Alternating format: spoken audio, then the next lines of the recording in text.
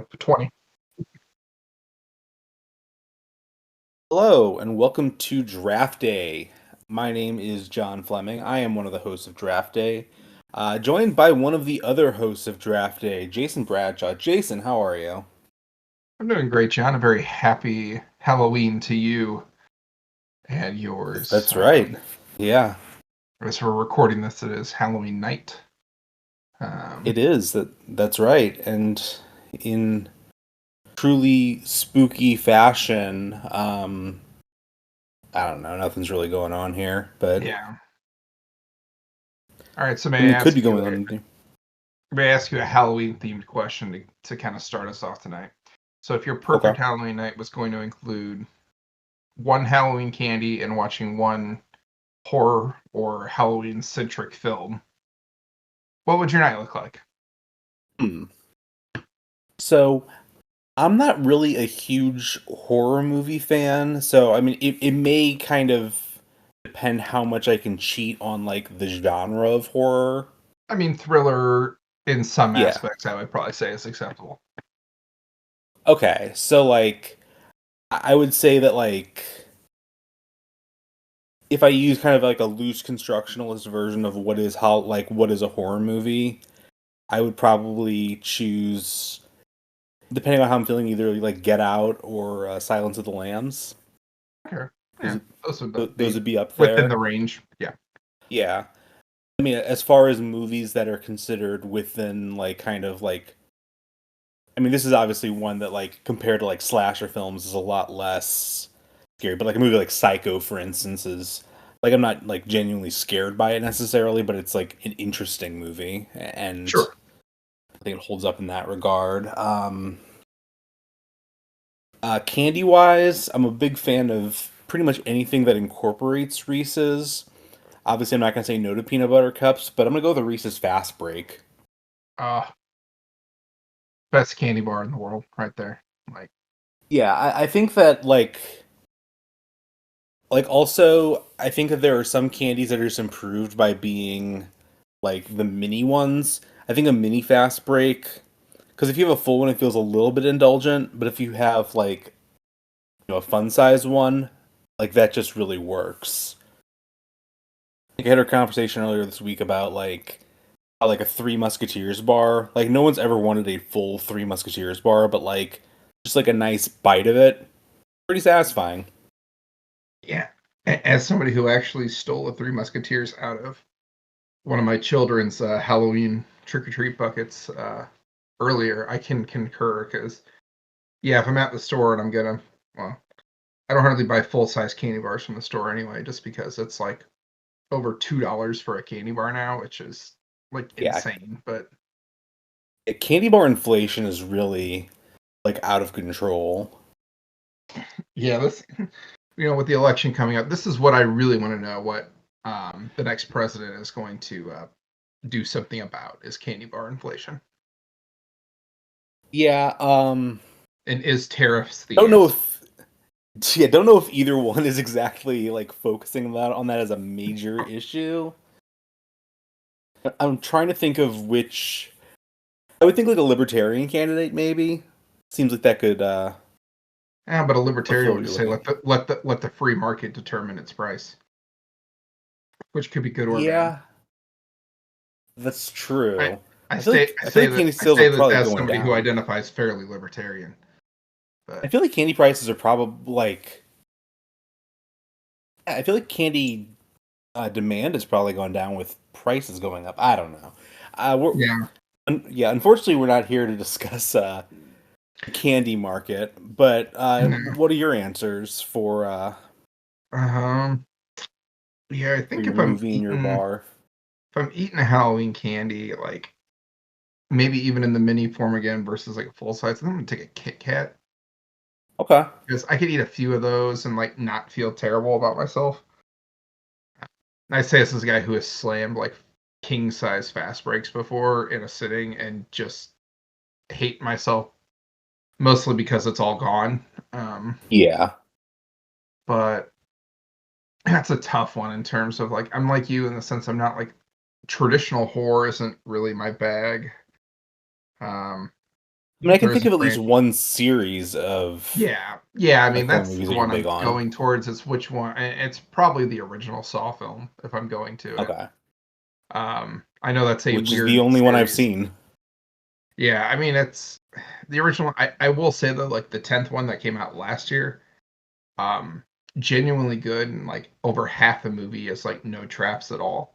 It's like very character driven. It's an interesting watch, and it actually takes place right after one canonically. Okay. So Yeah, um, I will say whenever I first saw Saw, which was like a few years after it came out, I was like in college when I saw it.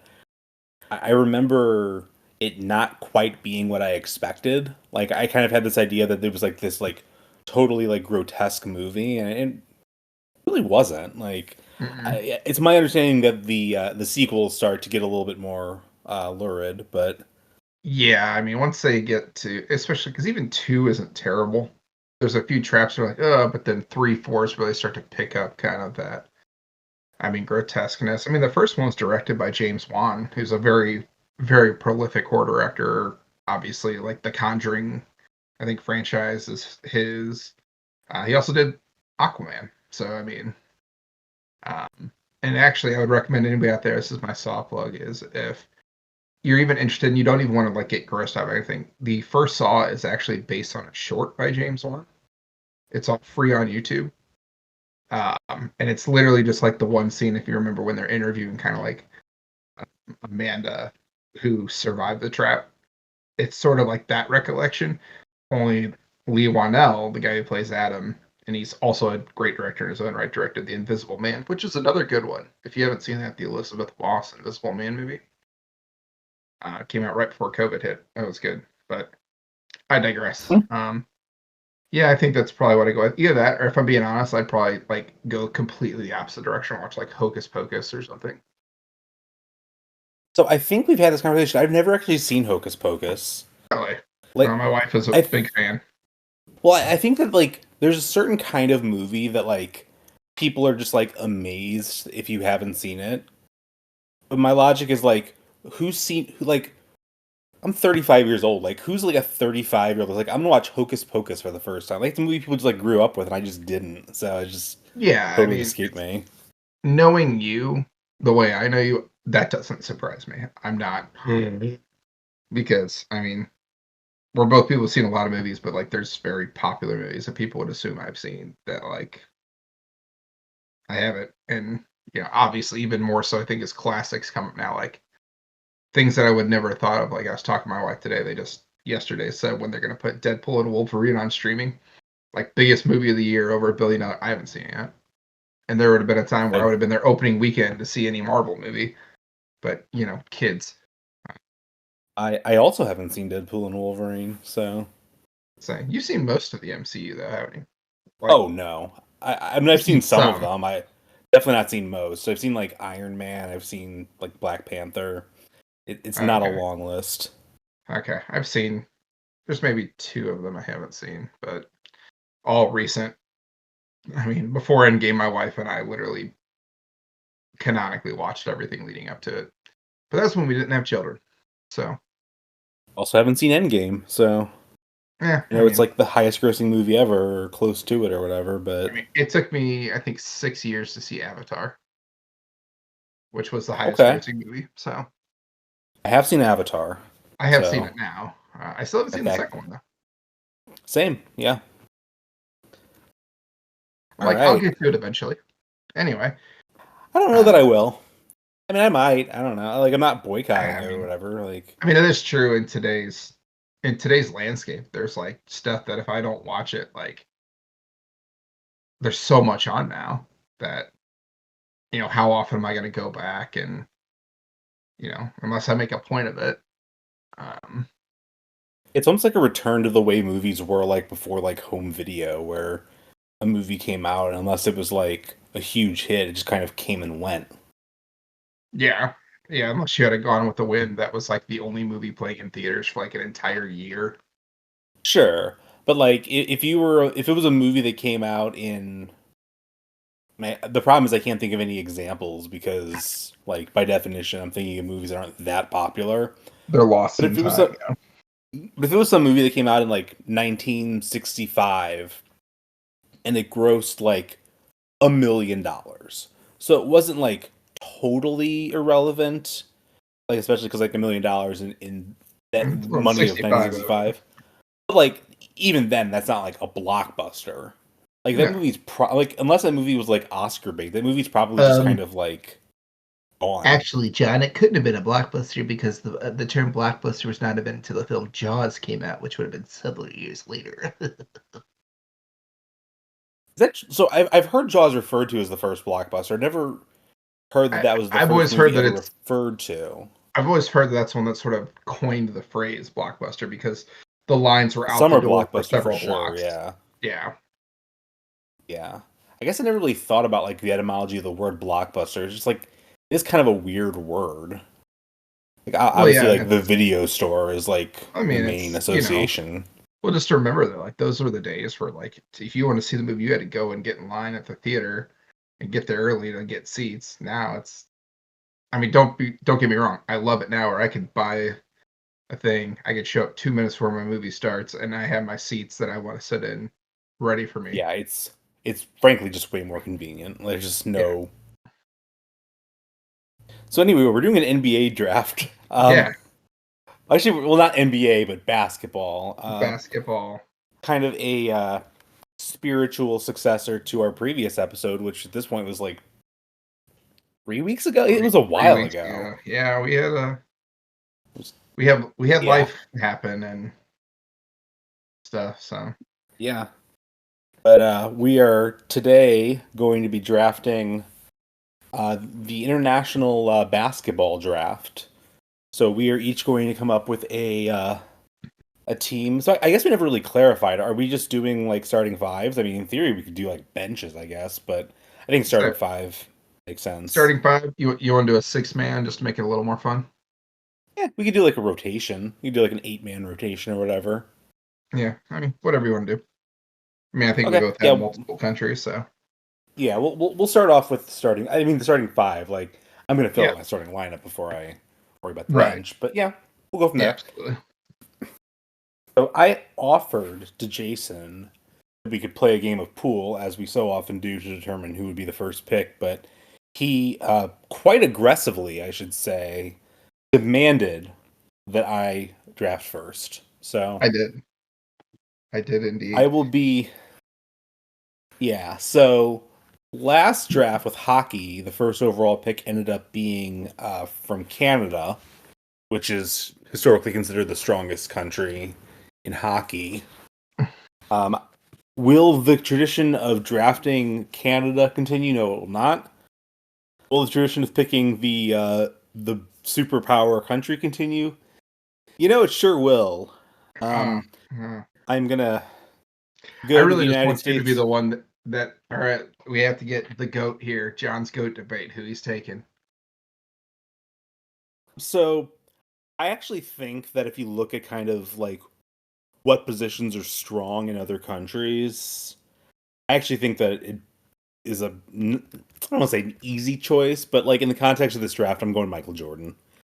I think that he's who I would like have picked. I had him over LeBron, which to be fair, LeBron would be fine on this team as well. But yeah, I mean to be clear, if Michael Jordan didn't exist, if LeBron James didn't exist, I'd probably pick Kareem Abdul-Jabbar. Like there's a lot of Americans who would be in the running, but I think Jordan's just the guy that makes sense. And gonna say you could. Yeah, I mean, you could have taken LeBron to play your point even. Are you slotting in Jason too, or?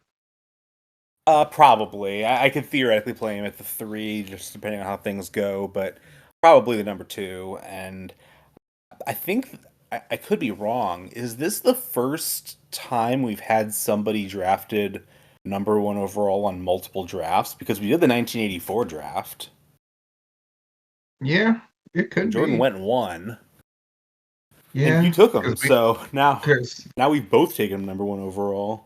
Yeah, because Gretzky wasn't, because we haven't done the whatever the He wasn't drafted. Draft.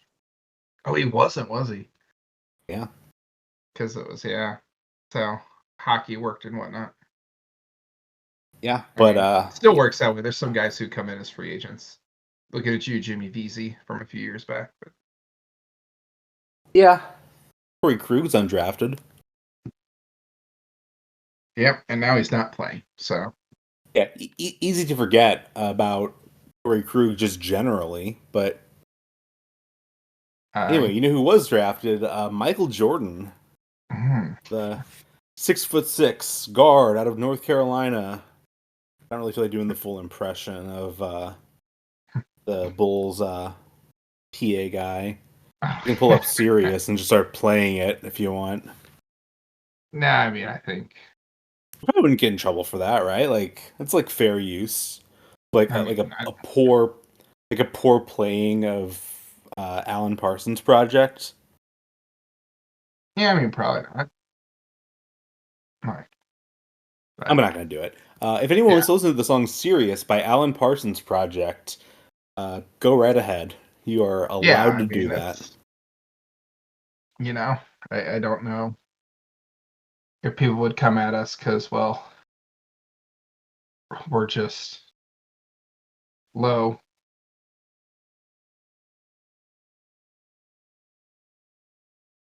What are you trying to say about us?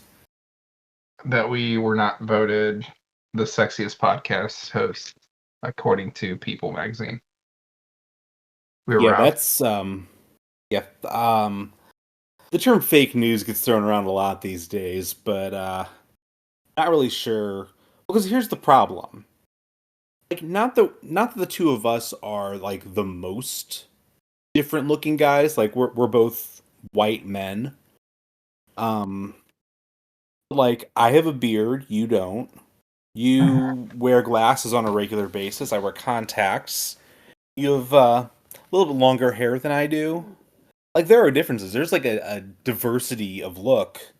I'm not going to say that we're the most diverse podcast in the world, given the fact that we are both both oozing with caucasity.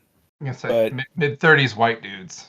Like yeah, but like Jason and Travis Kelsey are like they're brothers. Like they look quite similar in the broad sense of things. but to be fair, like wasn't Jason like People's sexiest man alive like last year or the year before? So like I think he was Travis was named.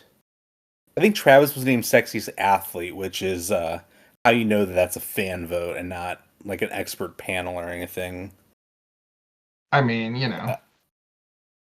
I want to say that was the year maybe that Bradley Cooper won. I don't know. Or no, it was Patrick Dempsey, which is weird because he's like in his 50s and he just all of a sudden. I mean, he's looked basically the same. Well, I mean, he's a good-looking guy, but he's looked the same for 20, 30 years. Like, I mean, it's the Clooney effect. They did the same thing with him. Like, yeah, I guess the guys looked the same for 25 years. Yeah, and like I guess maybe like sometimes people make fun of People Magazine for naming Nick Nolte sexiest man alive that one time, which like probably was never a great choice, but it certainly aged a lot worse than it looked at the time. They figured they pick an older guy, they're not gonna ever look that bad. So I guess that's true.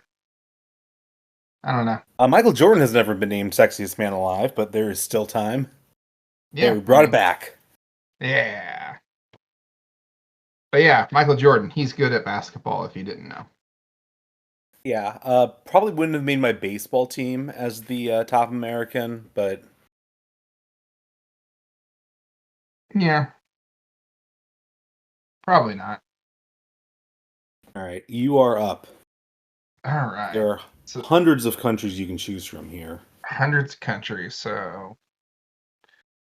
it's really interesting. Because you got the one where you had to make the choice between two guys, but the country is fairly obvious. This, I feel like I can go any multitude of ways. But I think what I'm going to do here is go with the guy who, for some fun sake, let's just stick with 1984.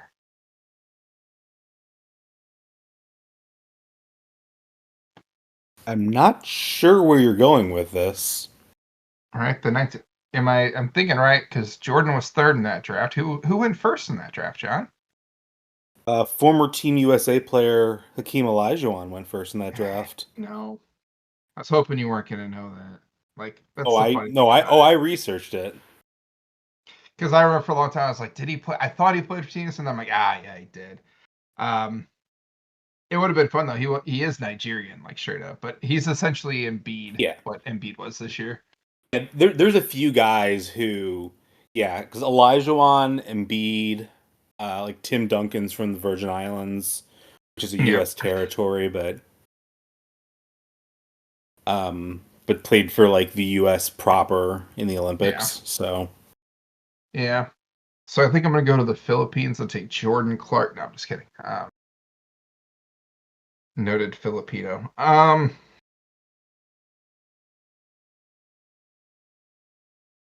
So I think what I'm gonna do here is I'm gonna take. Yeah, I think I'm gonna go. I think I'm gonna go to Germany. I'm gonna take Dirk. yeah, Too. yeah, he was next on my board. That's a Um, correct call. it was. He's as much as I love Detlef Schrempf and Dennis Schroeder. I think Dirk's the pick here. Um, probably slot Yeah, him into the 4, I would assume, or the 3, or the 2 even. yeah, He can really kind of play wherever. yeah. I would say probably a 3 through 5, but 4 is probably where I would put him. But yeah, he Yeah, definitely plays that's where I'm several gonna put him for positions. now. We can switch him around later, but I mean, like, Dirk, definitely a guy that, and maybe even more than some of the guys who we may talk about that are more recent, that is just like that I watched a ton for Oh whatever yeah, reason when I was getting into like basketball that time. Like the Mavericks were a team that I just watched. Like, I mean, I had the Showtime or like I had the Kobe Shaq Lakers, in the early 2000s when I was like 10, 11, 12 years old.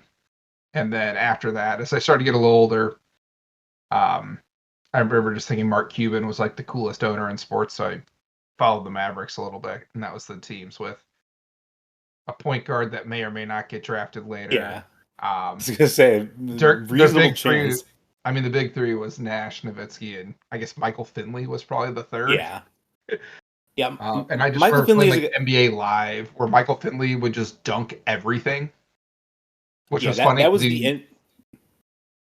the NBA Live experience was every single player was Dominique Wilkins. And it gave me a very distorted view of like what an actual NBA game was like. 'Cause, like obviously I watched NBA games, but I wasn't paying that close of attention. So I had this idea and so I would play as the Bulls, and at that point they had, and this is a name that a lot of people probably don't even remember, but Eddie Robinson, the Oh yeah. shooting guard who wore like a bright red what's it called, Oh, headband. the sweatband. Yeah. And yeah, and like he basically was like what somebody that doesn't actually watch basketball thinks Michael Jordan is, which is just a guy that's just dunking constantly. Now, could he shoot? Could he play defense? A little bit less so, but Yeah. yeah, I think Dirk's the right call here. You have that sort of positional versatility. I think that he is an interesting, and this is just sort of a side note that doesn't have anything to do with the draft, but I think he's up there in terms of guys who most benefited from winning a title in terms of like their overall legacy. Because it came kind of Yeah. late in his career. It was like towards like the tail end of what could reasonably be called this peak. Like he was in like his early 30s, like early to mid 30s, and then like Yeah. from that point forward was never that level again. But was on a Yeah. team with a lot of like names, but he was by far the best player, and he beat an incredibly famous team. Yeah. I mean, and statistically, he's one of those guys. When you look at the stats, like he was, I mean, probably underrated for what he Yeah, was, and for me, and I don't remember everybody, but like I remember just being like mesmerized that a 7-foot white guy was shooting threes like as good yeah, as he did. Like I was just like, what and is this? like And like he was a good 3-point shooter, but I almost do think that he's kind of held back a little bit in terms of how people view him because he was always being compared to Larry Bird because he was just like big white superstar, even though obviously one's American, one's German, but like he was like a big physical player too. Yeah. Like he was not an elite defender, but like he could protect the rim a little bit. Mhm. He could, do all those little things. I mean, And the fadeaway he had at his height was, oh yeah, if it was on, it was unstoppable. Who wasn't out there doing the Dirk like fade on one leg back, like, in the driveway or on the blacktop, like. oh, there's a reason that some of us talked ourselves into Darko Milicic is because he was being compared to Dirk Nowitzki, and it's like, oh my god, he's unbelievable. Just Turned out that speaking in abstracts, huh? With our yeah, some people. he's I know he's from Serbia and Montenegro. I don't remember which one it is, but he is not my Serbian nor my Montenegrin. I don't know. Yeah, sure. But regardless, good choice. I am going to, with my next pick, venture into the world of current NBA players. I'm going to go with a player that's listed at 4 different positions on Basketball Reference, though probably going to play him at power forward. From the nation of Greece, I'll go with Giannis Antetokounmpo. I think that there's a couple players here that are defensible choices, but in terms of the context of the team I'm building, putting him with Michael Jordan, I think, like, honestly makes a lot of sense because, like, while Giannis is obviously a great scorer, I kind of prefer the idea of having him just be like the guy that just kind of controls the front court in terms of just physicality, in terms of putbacks, rebounds, in the terrific defender inside. And even though the one position he's not listed at on Basketball Reference is center, I like he, whenever Brook Lopez is out of games and Bobby Portis, I guess, like he can play in the middle too. Like I would trust him at any spot. And I mean, honestly, point guard's kind of a relic of like whenever he came into the league and he was super skinny, and now he's just like jacked. But Yeah. I think that I have him and there's another guy that I have kind of neck and neck with him. I just think that Giannis is a slightly better positional fit, even though the Bucks are currently losing by 18 to the Grizzlies and might not be that good this year. But I mean, that well, that's unfortunate if that's the case, but I think yeah, I mean, I had Giannis, like, obviously in listing out the countries, he's the guy that I had for Greece. I think it's yeah, not even this close. This is probably the easiest one so far in terms of what player for the country, because the second best Greek NBA player ever is probably Thanasis Antetokounmpo, who basically is just like there to be Giannis's friend.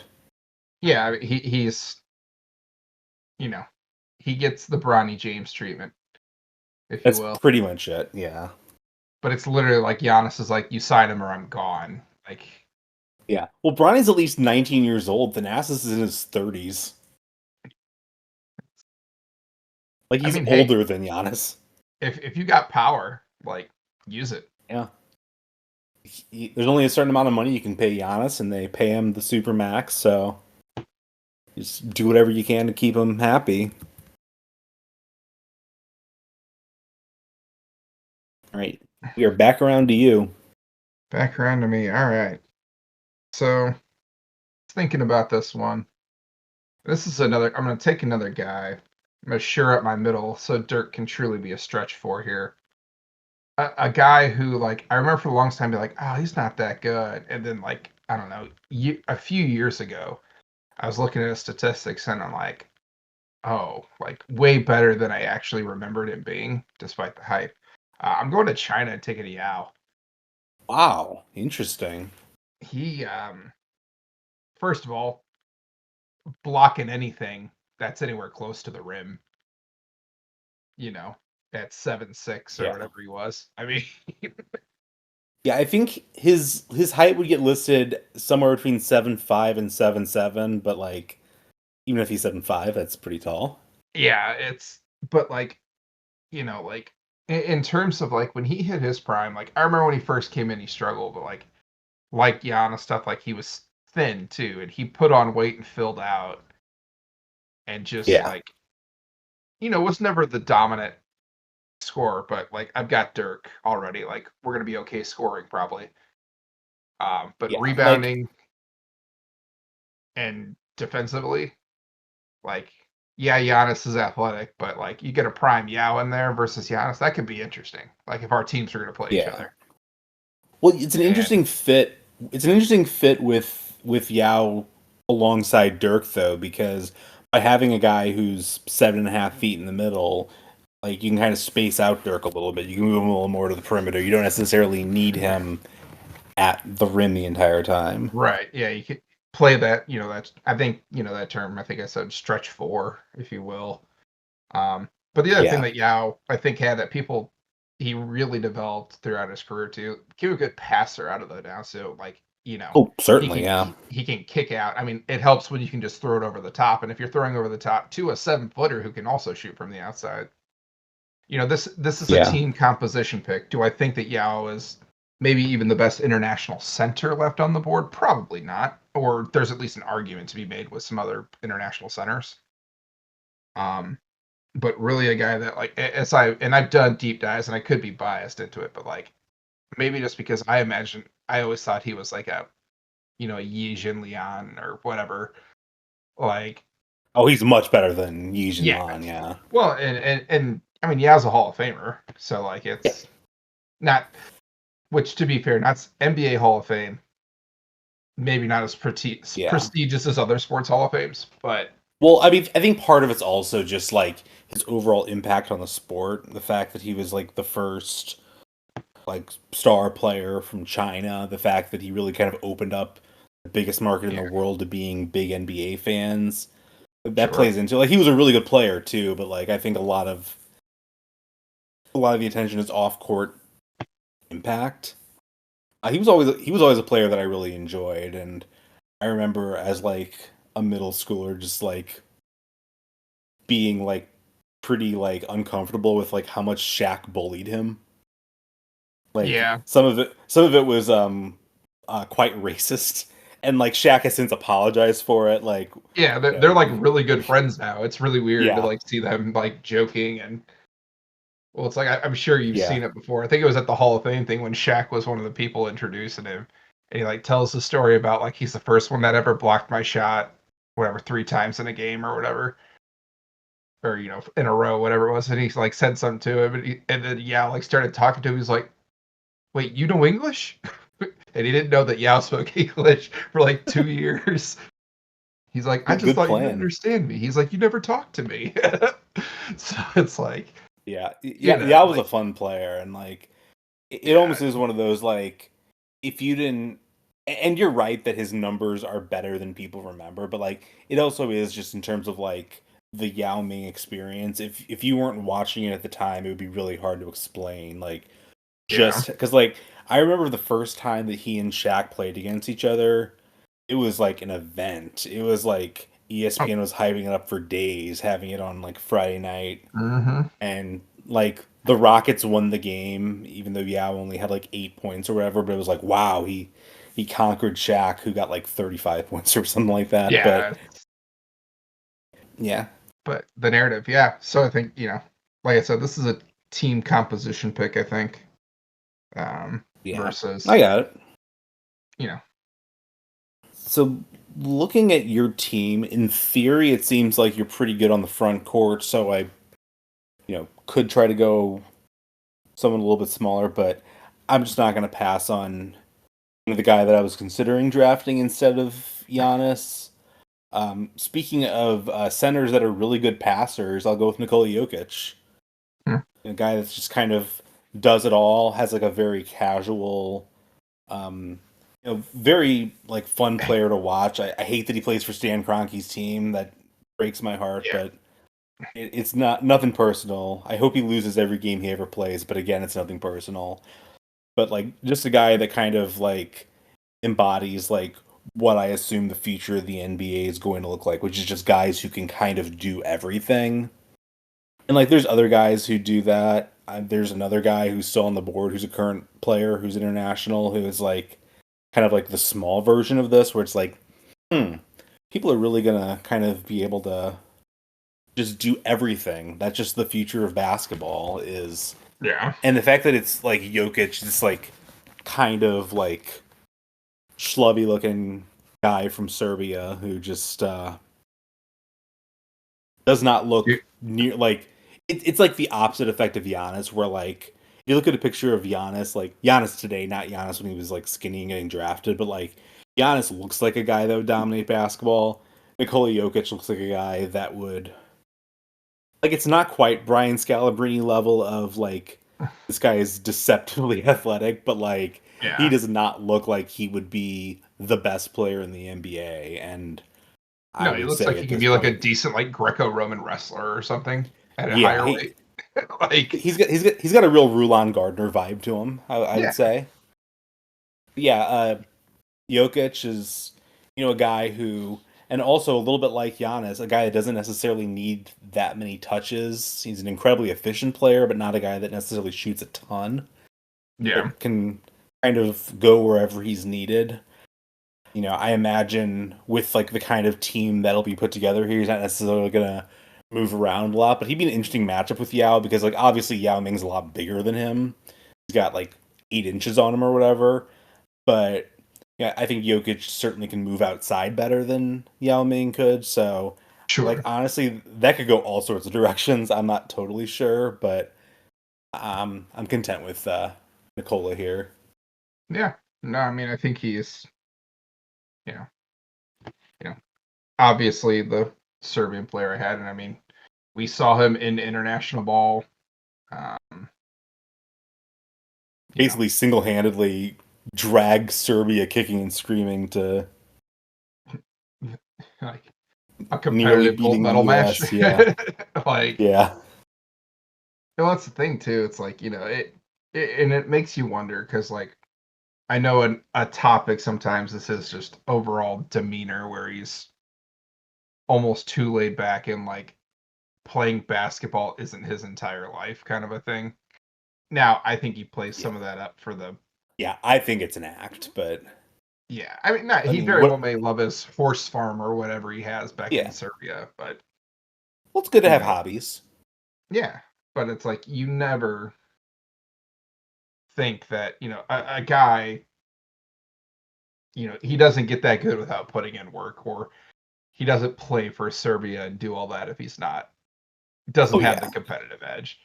So but he's fun to watch in those Absolutely. like playoff press conferences. He's gold. I mean, Even if he's not gold in the Olympics. but cha All right, you're got up. him. Oh man. Where do I go from here? I'll make it easy. Well, since I took Gretzky, we'll stay Canada. I'll take Steve Nash at my point guard. Okay. Um, sorry, Is it two-time crazy? MVP Steve Nash. Is it crazy that I think that there is an argument for which Canadian point guard to pick here? I Am I have Shea on galaxy? my list as well. Yeah, I have Steve Nash ahead of Shea, but there was a world depending on like how the team shook out where I would consider Shea, but like obviously that's neither here nor there now. Yeah, But I mean, I had him on the list, um, but ultimately not. Especially having Dirk. If we're gonna say anything, there is familiarity between those two playing on a team, oh which does yeah, help. And if we're truly doing a roster composition, those are things that have to be considered. Um, but yeah, I mean, two-time MVP. Tell anytime you see Shaquille O'Neal. Fun thing, I'm watching the football game while we're recording this, and CJ Stroud is down, so that's fun. I don't think Um, that's fun at all. no, it's not. It's not fun for the one good quarterback from last year's class. But yeah, I mean, a guy who just maybe a little bit more of the old school traditional point guard, but at the same time underrated for like he was a good shooter. It's sort of like Stockton in that regard, I think, too. Oh yeah. Where people, I mean, he had honestly, a crap ton like, of assists, but yeah, I know Nash was not like a high volume scorer. I don't think he ever got 20 points in a season, which is like kind of wild, but like him hitting threes is kind of like the first thing I associate with him. yeah, like, so I'm gonna look up on Basketball Reference right now. Yeah, he was a career. He shot 49% from the field and 42.8% from three and 90.4% from the free throw line for his career. Yeah. And like that 3-point percentage might not seem that crazy in the modern era. I mean, it's still really good, but Yeah, like it was so much different back then. Like guys were not like guys were yeah, like you could hit 30% of 3-pointers and be considered a good 3-point shooter. It is just so much different than it is now. It's yeah, like basically the equivalent of like Babe Ruth hitting, 54 home runs when the rest of the American League hit less than that. yeah. And it was, you know, and keep in mind too. Obviously, he had those years with Dallas, but then like he really broke out when he went to Phoenix, Oh yeah. which wasn't a super good team while he was there. I don't know. They had, They had some they fun had a teams with few. Amare and Well, Sean Amari and Marion. him, but so yeah, best release in basketball, Sean Marion. But Matrix, yeah. it's but yeah, I mean, regardless, like, but also, I always think the assist. I mean, averaged 8.5 assists per game for his career. Um, but keep in mind between the 2000-2001 season and the 2010-2011 season, he was in double digits per game every single year. So like in his prime, the dude was a double digit assist guy. Like, Yeah. Yeah. I think that, with a guy like Dirk, presumably you basically have two wings left to draft. You're going to get another like volume scorer in there. Like having a yeah, guy like Nash distributed is certainly going to work out well for you, I think. yeah, I think we'll be okay. Yeah. So speaking of point guards who made their name with the Dallas Mavericks, I'm going to go to Slovenia. I'm going to go with Luka Doncic. Luca. Luka Doncic is a player that I find absolutely miserable to watch, but man, he's good. He He's is good. a terrific player who needs to quit complaining about getting fouled all the time, but slash probably plays in defense. But I can put MJ on Nash, I guess. But yeah, I mean, Luka Doncic is kind of what I was talking about before with Jokic, like a guy that can just kind of do it all. A guy who gets like pretty crazy rebound numbers, and not even in that sort of inflated. Sorry to our Thunder fans that listen, but like Russell Westbrook kind of rebound numbers, where like not that he can't rebound, but like he was kind of juicing those numbers a little bit for a while. But Doncic is the guy who can score a lot. He can pass really well. Like the chemistry that he developed with Kyrie Irving was a thing that I did not expect whenever those two got paired together. I thought that was just like a disaster waiting to happen. But and I think with Luca, you also like he can play the two if I really want him to. But I'm thinking probably him and Jordan, and then hopefully with his size, with kind of the switchability of guys like MJ and Giannis, I can kind of compensate for his defensive shortcomings because offensively he is like legitimately might be the best pure offensive player in the NBA. Like he's in the He might. conversation. And I think that probably down the road he'll develop. I don't think he's ever going to be like a defensive player of the year contender, but I think that he could develop at least like a baseline competence where he's not just like a complete black hole in the middle of the lineup. Yeah. No, I think that's I think it's funny. I'm finding with it that you're definitely skewing more recent, and I'm going more traditional guys in our I thing, have which is Jordan kind in of funny. there, but yeah. Well, yeah, but I at least in the last few, and it's not a bad thing. I think and to be fair to anybody who's does remember our previous NBA drafts, John is much more of a follower of the NBA than I am. in Well, I think that current. with this particular like concept, like this is true with hockey as well, but it's especially true with basketball. Like the sport's just gotten so much more international. Agreed. Like there's a reason. Like there's a reason that by far the oldest player that's been drafted so far is the American guy. Like Yeah. looking at the list, Yeah. I think I believe on my entire extended list, which has 25 countries, several of which have multiple. I believe I have one player who's older than Jordan, and it's not by much. Yeah. Yeah. It's interesting as I start to kind of even think about what the rest of this draft's going to look like. For me, it's like, I don't know that like we're still going to have obviously some very good players, but you know, I'm definitely questioning myself a little bit on am I going to have enough scoring I mean, there's on my plenty of team? guys out there still to draft. Well, yeah.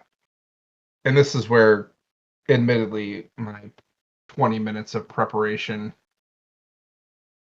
is maybe not going to serve me super well, but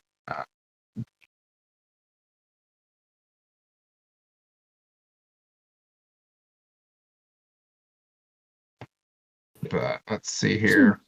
Some good wings out there. I mean, like I said, part of the reason that I drafted Michael Jordan first is because, like, the shooting guard depth outside. I think shooting guard is the weakest position for international players. I mean, there are I still some agree. other, like, very good shooting guards, but just not quite to, like, the I mean, Jordan I could level. I could go crazy and then put Nash at my 2 and take another point guard too and just go Yeah, it crazy. would not be unreasonable. Um, Maybe I'll go to Georgia and take Zaza Pachulia. He could play the wing, right? Hey, the You guy know, breaks ankles. That's all I'm gonna say. you know what? You can go however you'd like. Um, no, not on my Zaza, not on my list. No, no offense, um, to him, but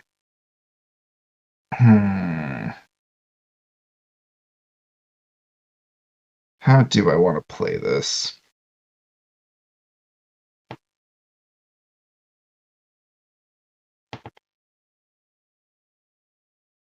I mean, you also have Dirk who could play the 3 if you wanted to try to go with Yeah, another big guy. another big guy. Yeah, which I think that's actually maybe the way I'm gonna play this is I'm gonna slide Dirk to the 3, Okay.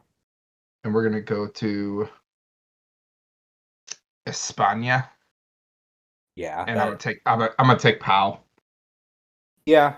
I figured that was a decent chance of happening. I'm guessing you'll probably play him at the 4, Yeah, I mean, which good lord. kind of alternated between power forward and center. But I think if Yao Ming is the other guy in your lineup, you Yeah, I mean, probably yeah, Powell's gonna play the 4. Dirk can play the 3. I mean, I'll put it this way: you ain't gonna get any rebounds against us, probably. I mean, there's some Oh, I know it. Nikola Jokic and Giannis aren't exactly slouches on the boards. Oh, I know it's.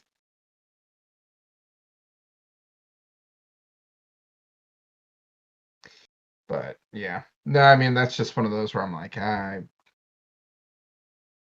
interesting one. But I think enough of the stretch with Dirk. I mean, Powell, a guy who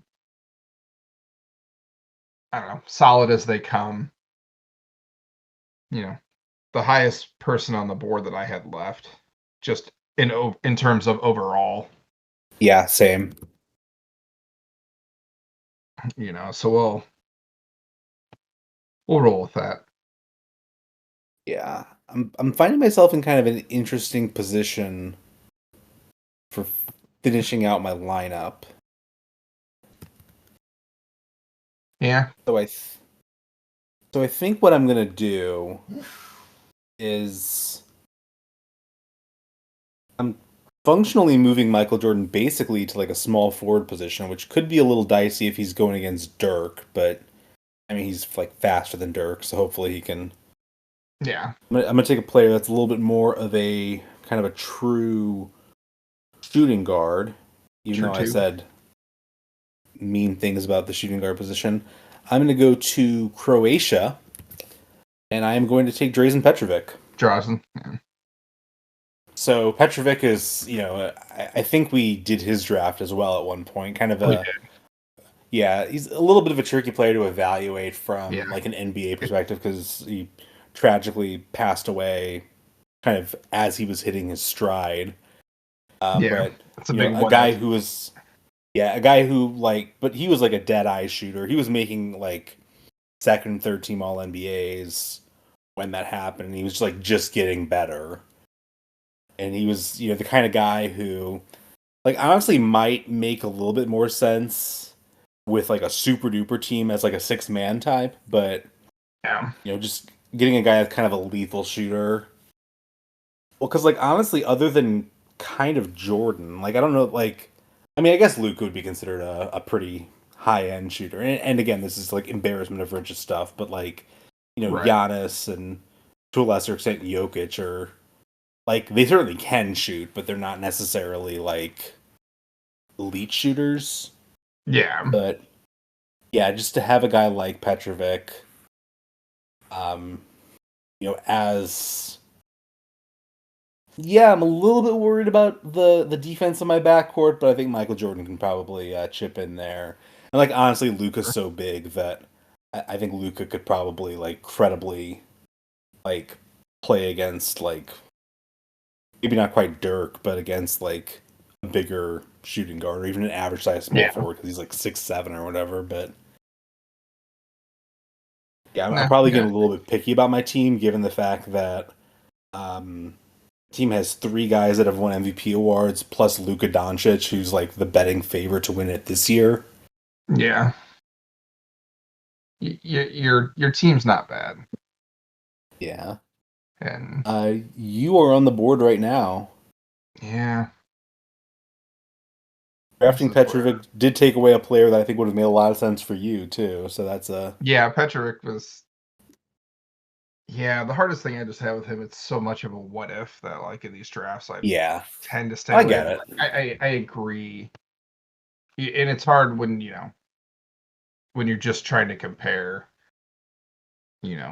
straight up, like career stats or anything. But obviously some of these guys that are coming from the Eastern Bloc, it's also just different because,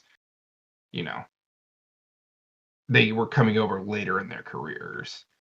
If they were in developing and in their prime in the in the NBA, it'd be completely different, I think. Yeah, And he had Petrovic had a strong international background too. Like I think we mentioned this during his draft, but he and Tony Kukoc, who are both Croatian, kind of similar types of like they were kind of like the guys that you saw play against the 92 Dream Team where you're like, oh, these guys can actually like hold their own a little bit, even if the rest of the team can't, and they're gonna get blown off the court.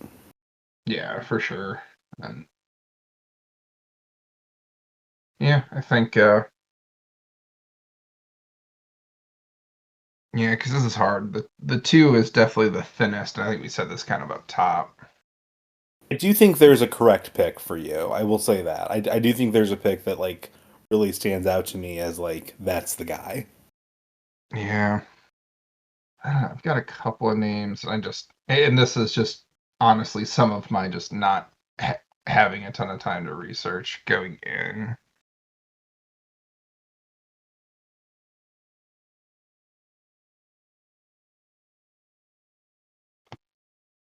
Where do I go? Because it's funny. There's the right pick for you, and it's probably a guy who's not even like on my list.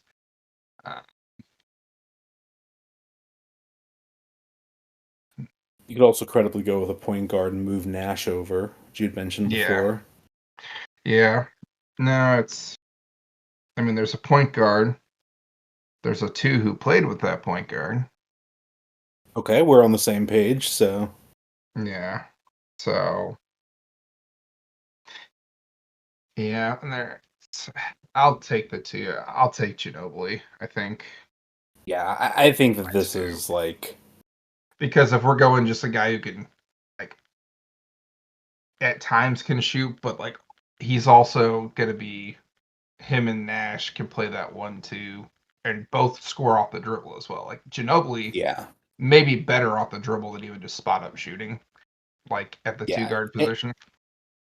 And Ginobili is also like a quintessential like selfless kind of player where it's like Yeah, he doesn't need the ball. Like kind of famously for a long time with the Spurs was like sort of a six man he's 6 man, who yeah, which played a ton of is minutes, crazy. but Yeah, like yeah, it was like well, yeah, like perfectly Bruce Bowen was content. starting or whatever for or whoever it was at that time. Yeah, was it? No, it wasn't Cephalosha. I'm trying to think of who it was. It was somebody who was a lot worse than Manu Ginobili, but Yeah, yeah, Argentina has been. yeah, yeah. Argentina. It was funny in researching. I was like, "There's got to be some other really good like Argentine players," and then it's like Nocioni or like Luis Scola. Yeah, Luis Scolo. I had as a deep cut on my board.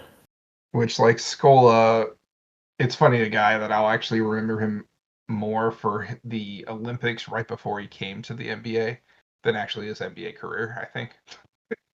Fair Because he was enough. very good. He was very good for Argentina in that Olympics. Like, because it was like, oh, we know Ginobili's on the team, but wait, who's this guy? And Was that on the 04 team that beat the US, or was he on 08?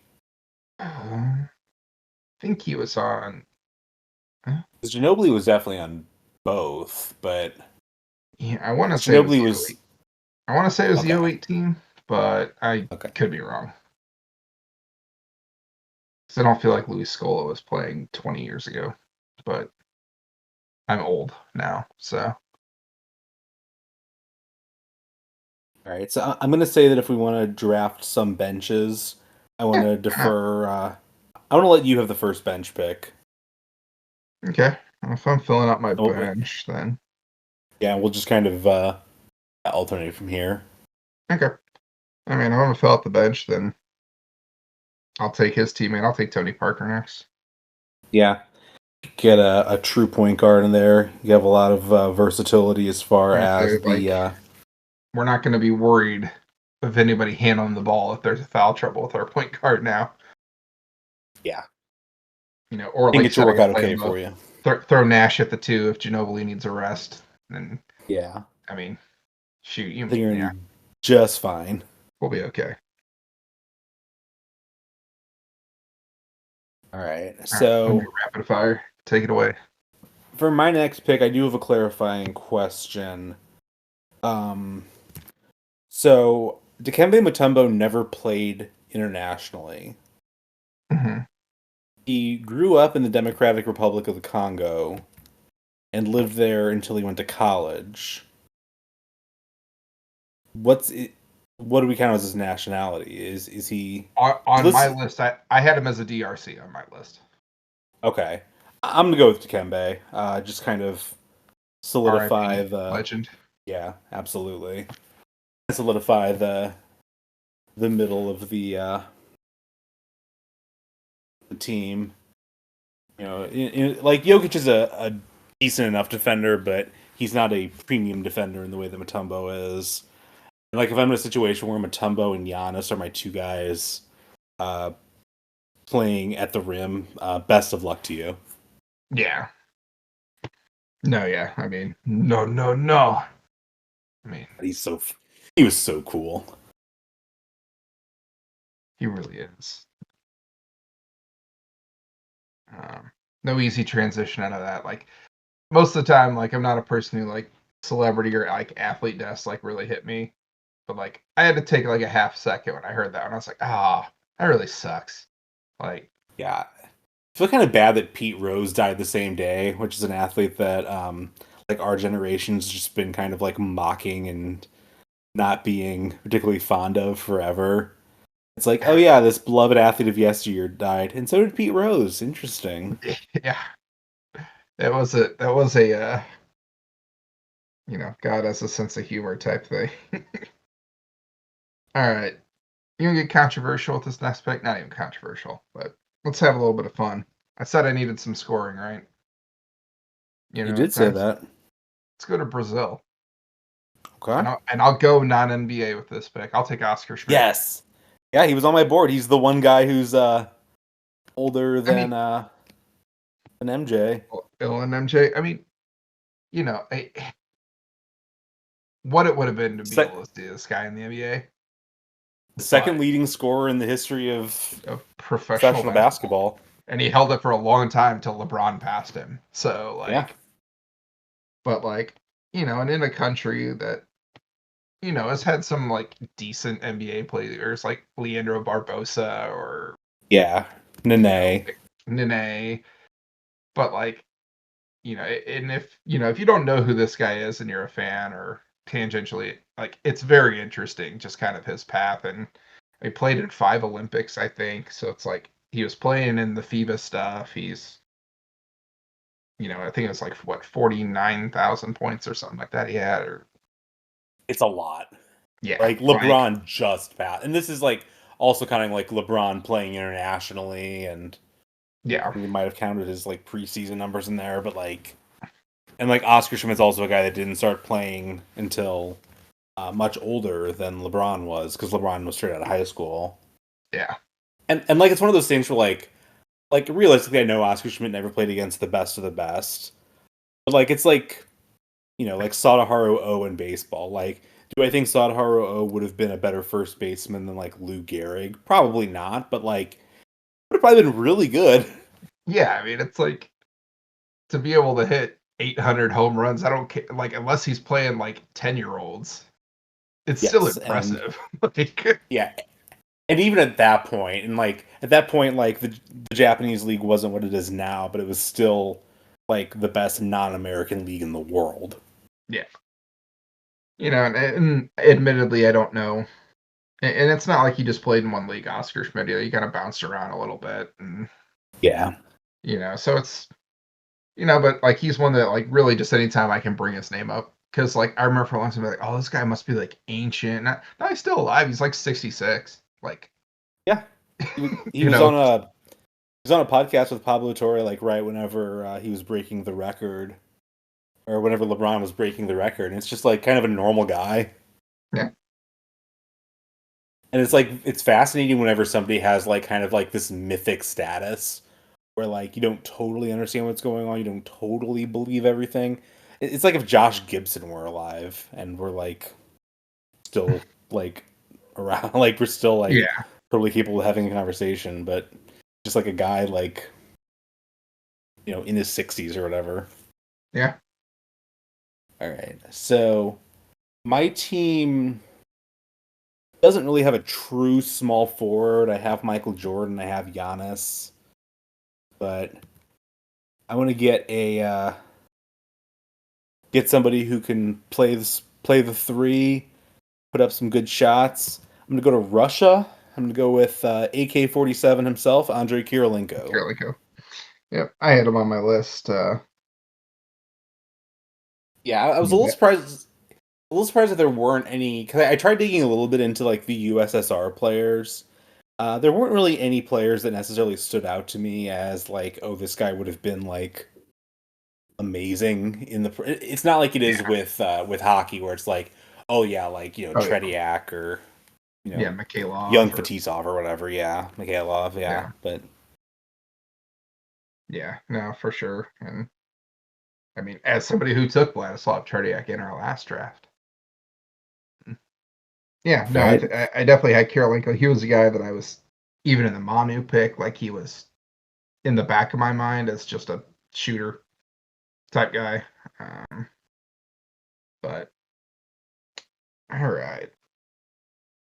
Now we can just have fun with these picks, because I feel like we have to go at least 8 deep. Once you get past 8, it's you have a rotation, basically.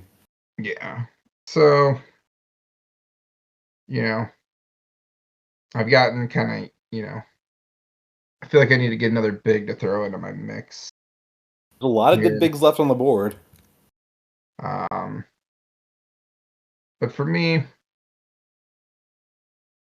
although his son may be better, I'll go to Lithuania and take Arvydas Sabonis. Actually had DeMontis as my Lithuanian guy, so.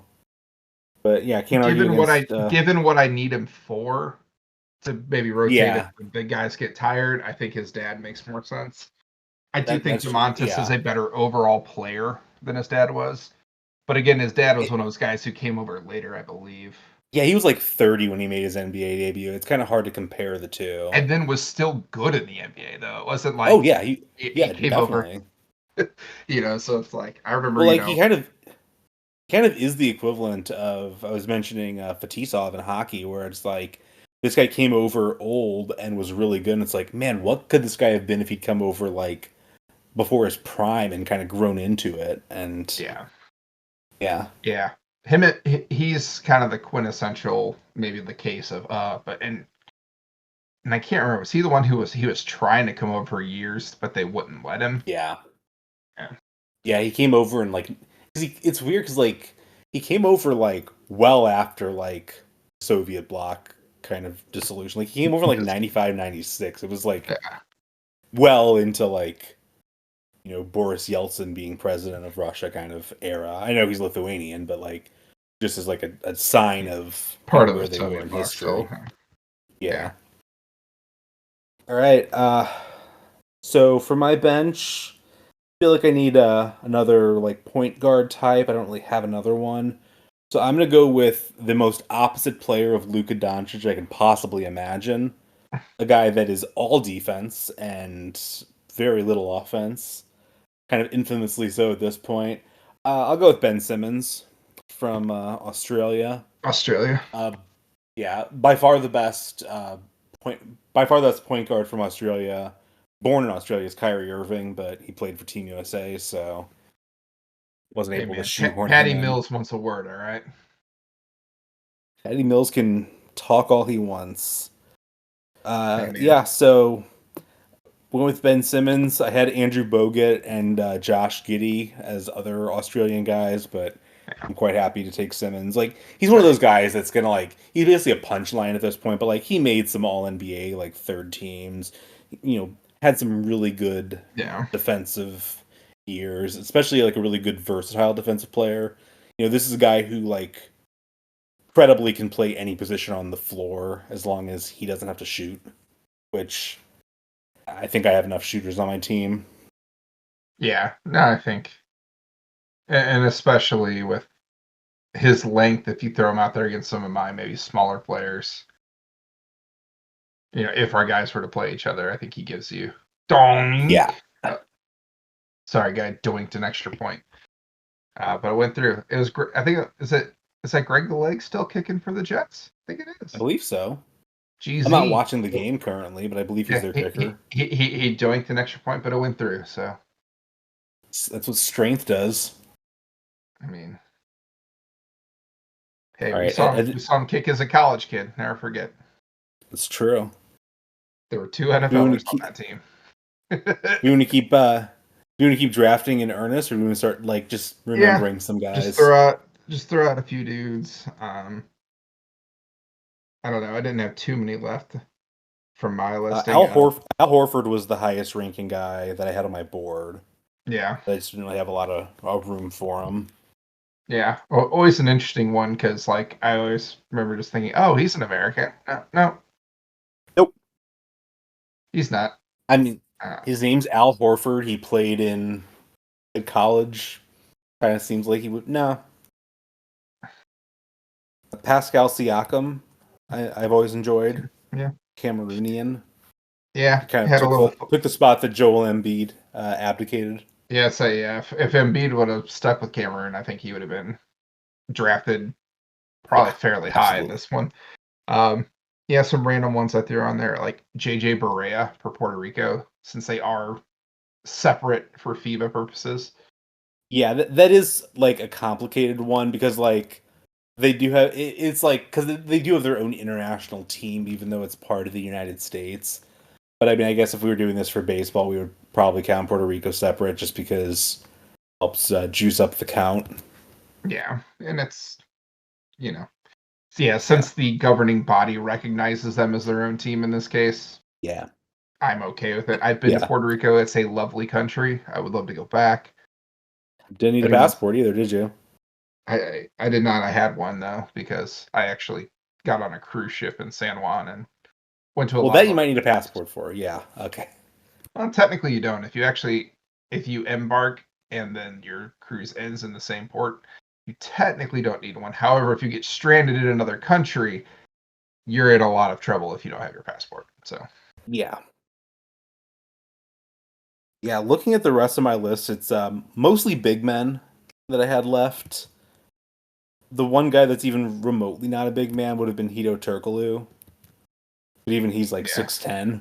He just could play smaller positions. yeah. I mean, yeah. You wonder how some of those types of guys, like a Turkaloo or because I think of him when he was younger being on like those Kings teams that could never, beat the Lakers. Yeah. Like, how much more, like, when it comes to, like, obviously his country was already saying, but like, how much more do we talk about like Peja Stojakovic if they get a championship or two? Like, Yeah. you know, I mean, no disrespect to Page's championship with the Mavericks, which was how yeah, like every other player in basketball got their champion. Like, I thought Jason Kidd yeah, got his ring. Was Richard Jefferson on that team? I think he might have been. he might have been. It was a lot of. It's just a lot of like guys who were kind of past their prime. Yeah. So, but yeah, no, it's interesting, I guess, too, from and our rules do make this one a little like we were talking about, even just like the joke, um, from before with like Hakeem, like where people were born versus where they played, and Yeah, there like were a fair number of guys that I kind of screwed up on the nationalities. Like Tony Parker was born in Belgium, and yeah, but very um, clearly played for France. But like, yeah.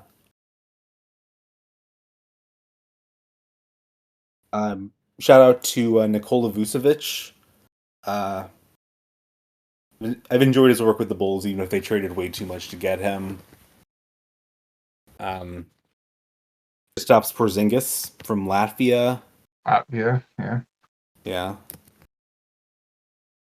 Rick Smits was born in the Netherlands. I didn't really dig that far because I knew I wasn't going to actually end up picking him. yeah, Did he play for the Netherlands or did he play for like Germany or something? I don't remember, but yeah. I think he played for Germany, but I'm not entirely sure. yeah. I had a nice trio of like perfectly fine Italian players: Andrea Bargnani, Danilo Gallinari, and Marco Bellinelli. Sure, Hmm. all decent. I think Andrea Bargnani gets a reputation as a bust that is not completely deserved. He's a perfectly fine NBA player that probably shouldn't have been the number one overall pick. Yeah, yeah. Another one that close to your heart I put on my list also, Luol Deng. Yeah. Um, I guess as he would be per our rules, he would be Great Britain. Um, Yeah, so it's weird because because he works with South Sudan now. well, because he And I was believe born he in was Sudan. born in He was South. born in Yeah, he was born in Sudan. If he would have been born under the born current in South. alignment, he would be in South Sudan.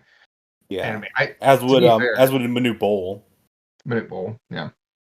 Which I mean, to be fair, like I think what Luol Deng is doing in South Sudan, like it wouldn't surprise me in the next Olympics if we're looking at them as like legitimate like Like threat. medal contenders. Yeah. Yeah, like I won't say that, they could seriously challenge. I mean, obviously in the exhibition they very much challenged the US. Yes, they did. I think if anything proved like it was funny, I was still even seeing things like about people like when Tatum, I guess the Celtics played the Warriors or something. They're like, oh, Tatum, I'd look at Tatum's gonna go off because he's mad at Steve Kerr. I'm like, okay, but like, you think Steve Kerr cares? They won the gold medal. Like, Yeah. it's So I feel like Jalen Brown would be the one going for the revenge tour. yeah, the Tatum was at one least on the because he didn't get. team. Yeah, Yeah. it's I don't know. It's just I find stuff like that funny when people are like, but just to see like him, but like, you just see it, like watching Saturday, like obviously don't think I'd heard of any other players. But like, just the body type that he had in guys, the athleticism they possess.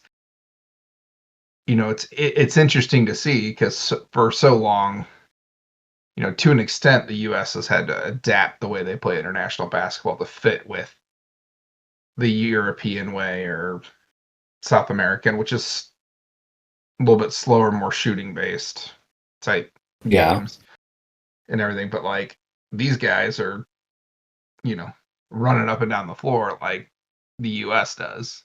And yeah, but I like there being like stylistic diversity where it's not just like everybody feels like they have to play the same way. yeah, well, that's how it is in like, international soccer. When Yeah. you're a less talented team, yeah, you hunker and you try to play in transition, for instance, versus, Brazil, when they play most nations, they're like, all right, yeah, we'll keep 75-80% of possession. It's fine. And, Right. but Ready to go over the rosters? yeah, man, I have All right. you gonna recap? I You want me will. to? I can recap. Team John, the starting 1 through 5 is Luka Doncic, Drazen Petrovic, Michael Jordan, Giannis Antetokounmpo, Nikola Jokic, and a bench of Dikembe Mutombo, Andre Kirilenko, and Ben Simmons. Team Jason, starting 1 through 5, is Steve Nash, Manu Ginobili, Dirk Nowitzki, Pau Gasol, and Yao Ming. And a bench rotation of Tony Parker, Oscar Schmidt, and Arvydas Sabonis. I gotta say, these are some good basketball teams we got here. Yeah, we could. If only there were a way we could make this happen. I mean, I'm sure there is on like 2K. We could probably somehow make this happen. I could pull it up. I think all these players are in 2K in some shape or another. Be interesting. Oscar Schmidt is, which is weird, but Hey, it's created in the draft classes. Ends up having a good NBA career, but yeah. All right, you ready to call it a night? Yeah, I think so. I got a It's getting lot a of little Halloween late. candy left here. It's getting a little late. I've got a lot of Halloween candy to steal from my kids before they wake up in the morning. Really, just one kid, as the other one just turned 1. So shockingly, like she had a bucket at a trunk or treat, and it's like they're all putting candy in. And I'm like, cha-ching. That's lovely. What can I say? I'm a large individual who likes candy, so And candy's good. What can anyone say? All right, where can the people find you? you can find me on Twitter at Draft Day Dadshaw. Sure to get the podcast follow at Draft Day Pod.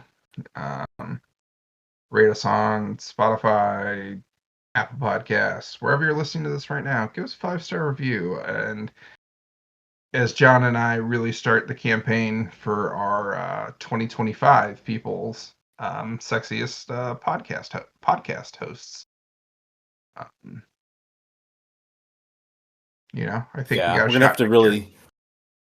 Yeah, we're gonna have to really get the word out. I think.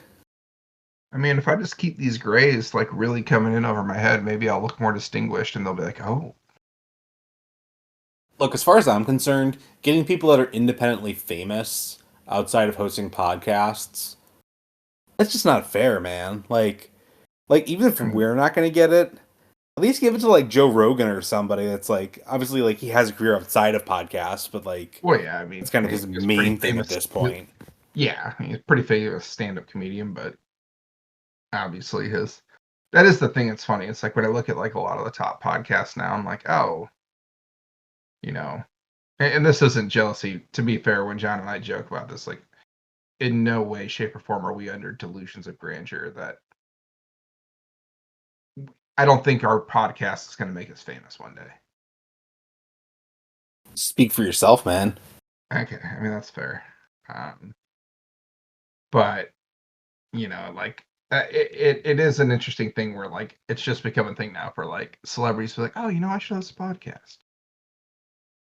You don't And I need get it. to. You had the built-in access to stuff that like people are interested to. Like, no offense to the guests we've had on the podcast, but I don't think they're gonna pull in, tens of thousands of listeners.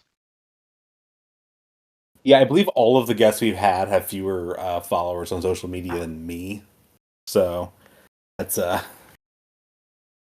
gotta spread out. We gotta figure out we have to find out which person that I follow has like more followers than me by the smallest amount. Like if I have 1,500 followers, get somebody that has 1,600, that kind of thing. Yeah. I don't know. But yeah. Also let us know, on Twitter.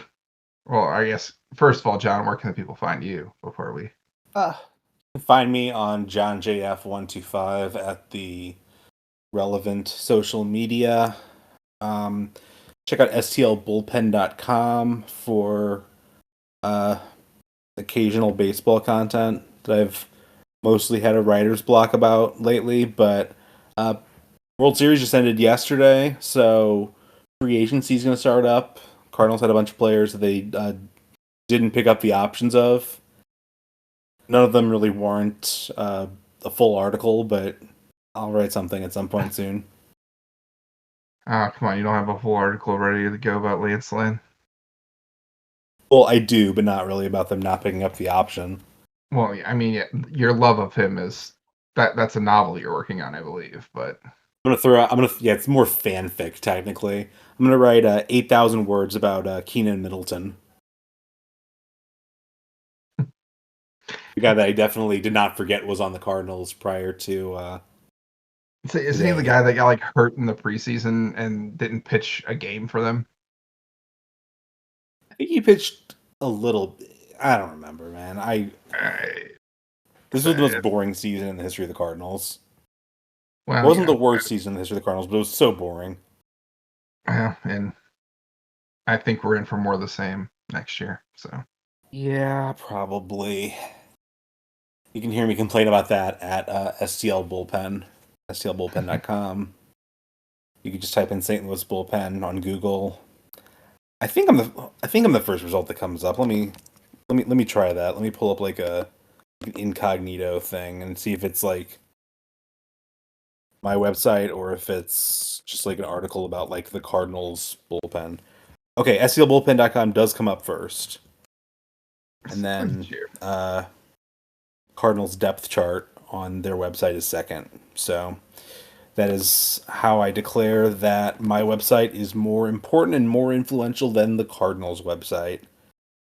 I mean, shout out to the friend of the pod, by which I mean I'm not sure if he's ever actually listened to the pod, that works in social media for the Cardinals.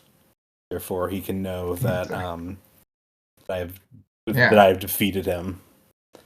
Slash is also a former writer at STL Bullpen, so he can declare victory on that too. It's fair. Good dude. Yeah. All right. Yeah. But yeah, if you want to be a guest or have ideas on the podcast, let us know. Like, hit us up. John and I are busy dudes who are trying to keep it interesting. I think we have an interesting one. I don't know if hoping it'll be next week's draft that is in the we hopper. have one in the works that is exciting, but also is going to take some work that we didn't quite have enough time for, but we'll get there. But yeah, I think